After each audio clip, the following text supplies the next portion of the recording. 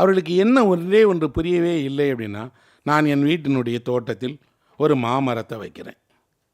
அதை நான் தான் வளர்க்கிறேன், நான் தான் தண்ணி ஊற்றுறேன், நான் தான் அதை பாதுகாக்கிறேன். ஆனால் நான் விரும்புகிற பக்கம் அந்த மாமரம் ஒருபோதும் கிளை விடாது.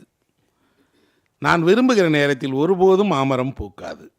நான் விரும்புகிற நாளில் ஒருபோதும் அது மாங்கனி தராது. அது தன்னியல்பில் தான் வரும், தன்னியல்பில் தான் பூக்கும், தன்னியல்பாகத்தான் கனி கொடுக்கும், கொடுக்காமலும் இருக்கும். என் வீட்டில் இருக்கக்கூடிய மரமே ஒரு பாடத்தை சொல்லிக் கொடுக்கிறது. வைத்து வளர்ப்பது மட்டும்தான் உன் வேலையை தவிர உன் விருப்பப்படி வளரவே வளராது என்று. ஆனால் பெரியவர்களுக்கு அது புரியவே புரியாது.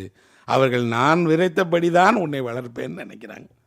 நீங்கள் நினைப்பது போல தான் நான் வளருவேன், ஆனால் உங்களுக்கு தெரியாமல் என் கிளைகளை ரகசியமாக விரிப்பேன், என் வேர்களை ரகசியமாக பரவ விடுவேன், வானத்தோடு எப்போதும் பேசிக்கொண்டிருப்பேன்.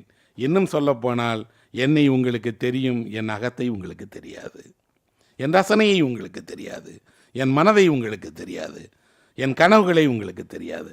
அது நான் உருவாக்கி கொண்டது.